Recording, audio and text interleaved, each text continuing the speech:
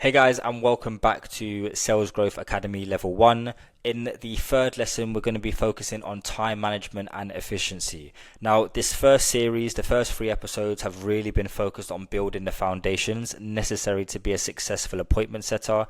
Now, the next second, third, and fourth series are more about how to apply practical knowledge and how to actually appointment set and start to see results, land the right offers, start to book appointments, and start to actually earn some commissions. But this doesn't defeat how important this first series is, right? Without the right foundations, you're not going to be able to grow as big, right? And that's just a fact. If you build a house on sand, the house is never going to be stable. So you need to be able to have these foundations around your mindset, understanding how and what to prospect, understanding the nature of business development, your role within your roles and your responsibilities within a business, and finally how to manage your time and to be efficient with your workload. So we're going to dive in to how to structure your day, how to structure your life like an A-player entrepreneur, because the reality is there's no work-life balance, right? There's no work-life balance in business. There's no work-life balance in commission-only sales. It's not about how to separate your work and how to separate your life. It's about how to bring them together in unison. How to make your work become part of your life, because that's the only way you're going to enjoy it.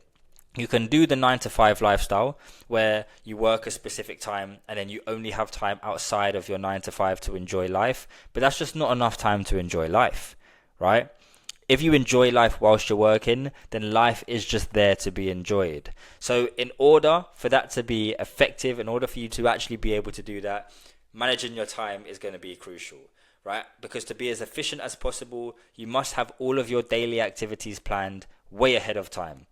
And that's not just planning out the work schedule. That's planning out the time you go to the gym. That's planning out the time you spend with your family. That's planning the time you spend with your friends. If you're out, if you're busy midweek, then block that in your calendar so you know that everything in your calendar is exactly as you need to follow. If you ever looked into my calendar, you can see I've got gym, drive home, submit X amount of work, record this content, do this focus time. Like, everything is in my calendar. My calendar is my Bible.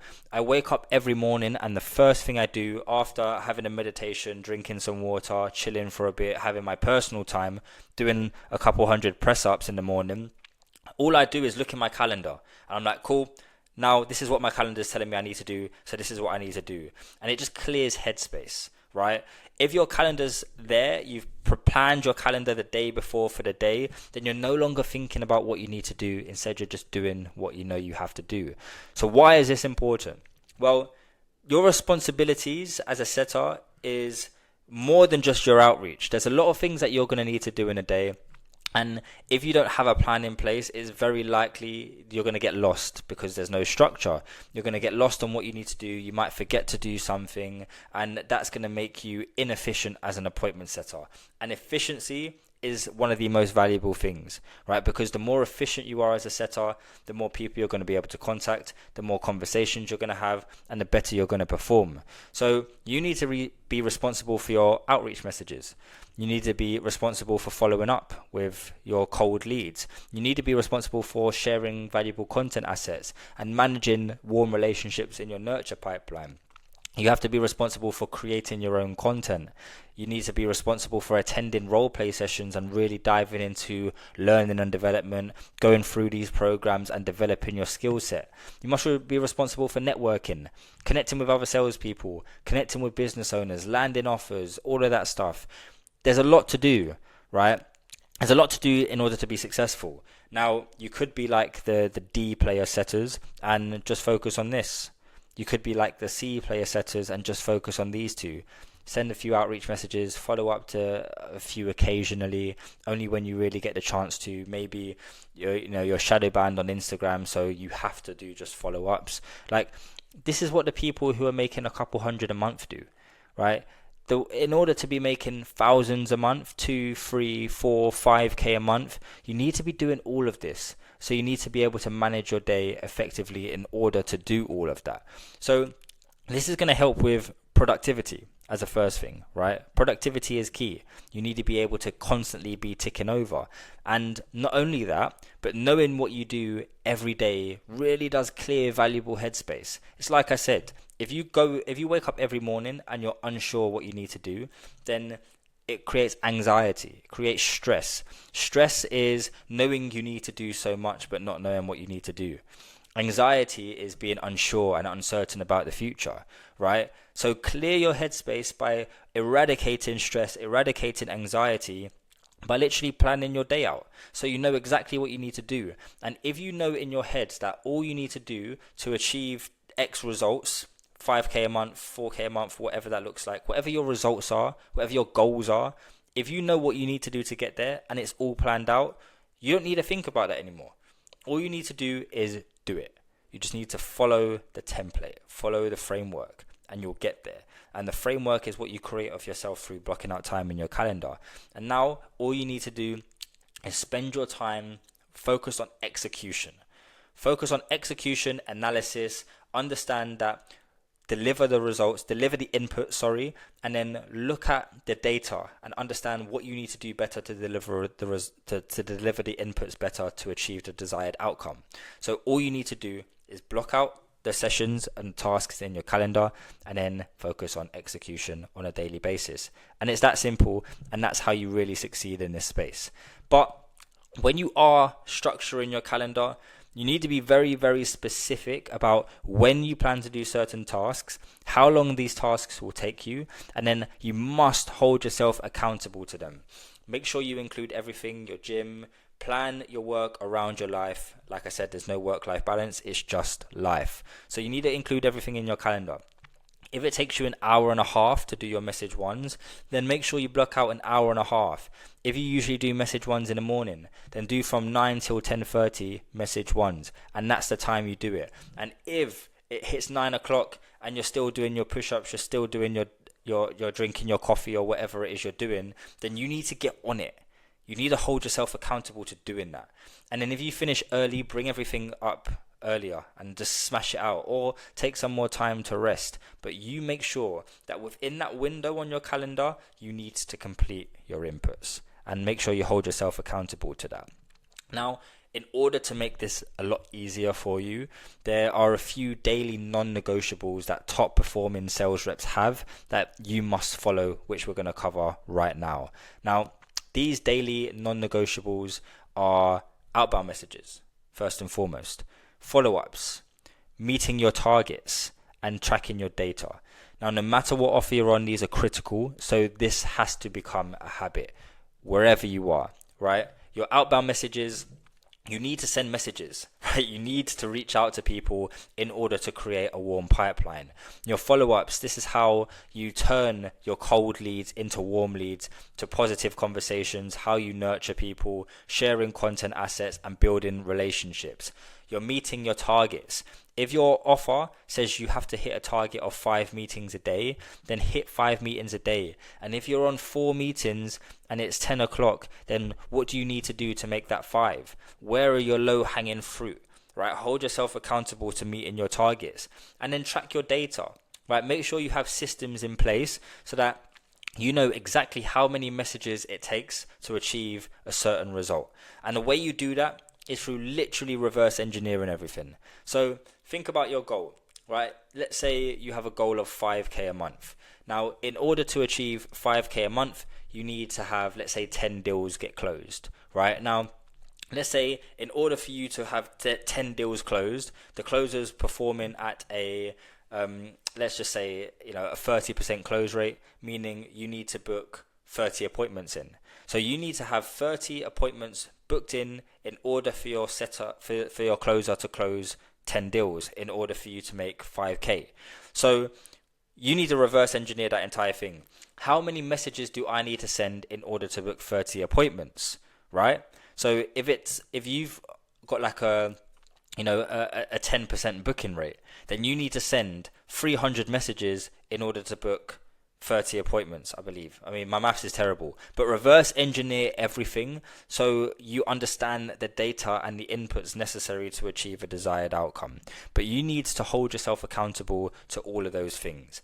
And the way to hold yourself accountable to them are these habit stacking. So I'm going to walk through 5 habits that you need to develop. If you don't have these habits already, then it's imperative that you start to implement these things. So this is completely non-negotiable. You must implement absolutely everything that I'm about to cover, and if you don't, then it's likely that your lack of success might contribute to one of those things. I'm not going to say you will not be successful if you don't do them, but these 5 things will definitely help. So the first is calendar blocking. Now, all of your daily activities need to be in your calendar, and for this, use Google Calendar. It's just by far the best calendar. And if you don't have a Google account, then create one, because Google has access to everything. You'll be able to use Sheets, your docs. Everything that I offer is through Google Sheets and through Google Docs. So make a Google account now if you don't have one already, and start using Google Calendar. That's the first thing. Second is new leads and follow-ups. So you need to be consistently hitting your numbers with your new leads, but you don't need crazy volume to be successful. You do need to reach out to enough people every single day, but this is going to create more opportunities for warm conversations. But you can't neglect your already contacted leads, right? Don't just focus on new leads. Don't just send out message ones every day, because it takes an average of 7 touch points before you get someone's attention, right? Really, 7 touch points. Someone needs to see you 7 times in order for them to finally take action. That's an average. So you need to make sure that you message everyone at least 8 times before you stop. Follow-ups are crucial. So you need to make sure that you're doing your new leads, but you also need to prioritize your follow-ups. Now, the third is warm pipeline management, right? People who you've already had positive conversations with, you need to stay on top of them. You need to continue those conversations. You need to continue those relationships, because they are the warmest leads, even if they've not booked a meeting yet, right? They're interested in your offer. They're interested in you. You've had a positive response from them. You're having positive conversations with them. They are warm. So keep them close, share value, and eventually they'll convert. Now, fourth is learning and development, because A players never, ever, ever stop learning. And in order to be an A player, you need to continue to learn long after you complete level 1. Right, because I know Academy Level 1 is going to develop you into being an A player setter, but to be an A player closer, you need to learn how to close. To be an A player business owner, you need to be able to do both of them. So you need to always be learning. And a few of the ways you can do that is read books, listen to podcasts. Myself and Callum, we have Sales with Callum podcast and the Growth by Jordan podcast, both on YouTube and Spotify. Attend all of the role play sessions, as many role play sessions as you can, but also beyond the role play sessions that we offer, connect with people in the community and start connecting with people that you've built relationships with on social media, people that you've built in your network. Start having connection calls and start having role play sessions with them as well. Always be developing and sharpening your skills. You need to be looking to improve at all costs. Track all of your data so you understand where your bottlenecks are and develop on them. So let's say, for example, you checked your CRM sheets and you're getting like a 10% response rate. Right? You send 100 messages, you only get 10 people reply. That must mean that your first message is weak, right? So you need to go and figure out how you can strengthen your first message so you can get a higher response rate. Or perhaps you get a 50% response rate and your first message is amazing, but then out of the 50%, only 5% are converting into a meeting. So then where's the problem? And then once you identify where that problem is and what it is and what you're physically doing, which is causing that problem, you can then start to develop that. And then once you really plug all of those bottlenecks, then you become an A player. Because if you've got a 50% response rate and then you've improved your booking rate to 25%, now you're completely flying. You've more than doubled your booking rate and you haven't had to send more messages. You've just had to make a few subtle tweaks. So learning and development is essential. The fourth thing is your personal brand. So you need to focus on really building your personal brand, because like I mentioned, we're in an attention economy. The online business world is very compact, where everyone pretty much knows everyone, or everyone knows the best people in the space. Like, we all know the best business owners, we all know the best salespeople. So when you are recognized as the best, that's when you land the best offers. So you need to start building and developing your personal brand so you are seen as the best, right? Now, maybe that was the fifth one, but now we want to work on using CRMs to manage all of that data. I mentioned before, you've got access to your outbound CRM and access to your nurture CRM. This is how you want to understand what those bottlenecks look like so you can really focus on developing yourself. Now, in any sales role, your CRM is going to be your Bible, right? Everything you do in your day needs to be recorded in your CRM. Some of your offers may have access to HubSpot, Salesforce, actual CRM systems. If your offer has access to spreadsheets, then that's amazing. But if you don't have access to any sort of CRM, then we've obviously given you access to one of them, which is very compact, is very engaging, and you can really track your data on there. So it's a very, very good CRM to use. But whatever it is you're using, so long as you're able to track the following things, you're absolutely spot on. So what you want to be able to track is how many messages you send or how many calls you're making per day. That's the first bit of input data that you need. Then you need to understand when is the right time to follow up with these leads. Then you need to understand what your response rate percentage looks like. So out of the messages you make or out of the calls you make, how many people are responding to you. And then you need to understand your booking rate. So out of the messages or calls you make, how many booked meetings are you booking? And also, out of the responses you're getting, how many of them are you converting, right? Understanding all of those percentages is going to really help you to understand and analyze your data so you get clear on the things that you actually need to improve on, right? Now, once you know this, you need to understand the 80-20 rule. Now, the 80-20 rule is how you prioritize high impact tasks, because at the end of the day, sales is a performance-driven role, right? And because it's a commission-based role, you eat what you kill, meaning that most of your time needs to be focused on revenue-generating activities.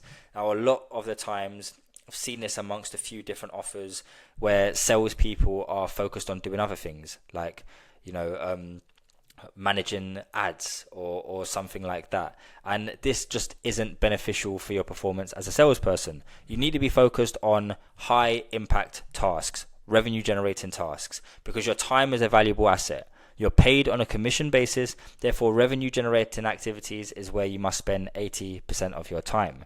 So spend 80% on reaching out to new people, re-engaging qualified leads, and nurturing existing relationships, right? You need to identify where meetings are going to come from, your low-hanging fruit. Identify where they're going to come from and focus your efforts on converting them, right? So, for example, someone who is interested but has a scarcity mindset and is not ready to pull a trigger is low-hanging fruit because they're interested. Now, all we need to do is overcome the objection around them being scarce. And that's fairly easy to do once you're emotionally intelligent and you've built a very good relationship. So the main priority is reaching out to new people, re-engaging qualified leads, and nurturing existing relationships. Now, the other 20% of the time during your day, this is where you plan your day tomorrow. This is where you create content. This is where you network, and this is where you learn, right? So if you're working 10 hours a day, then 8 hours need to be focused on generating revenue and 20% on everything else, right? That's just how it needs to look. So that's how you want to structure your day. Now, growth challenge for today. In this video, attached below or attached around the video, however I decide to put this in there, I'll give you access to a setting CRM and a nurture CRM. What I want you guys to do is create a copy of the setting CRM and the nurture CRM. And then I want you to be able to manage your outbound and your nurture pipelines through both the setting CRM and the nurture CRM. The setting CRM is where you manage all of your cold leads, and the nurture CRM is how you build a pipeline of warm conversations. So do that, start to build lists into those CRMs, and then start to attack those start to attack those relationships. The second thing I want you guys to do is set up your Google Calendar and start blocking out tasks every single day, right? The day before, every day, manage your day, block out the tasks that you need to do for work, block out the tasks that you need to do on a personal perspective, right? Just make sure you're starting to calendar block immediately. And then attend as many roleplay sessions as you can, all of them if that's possible. And that's exactly it. That's everything for the first series, and I look forward to seeing you on the next one. Peace, guys.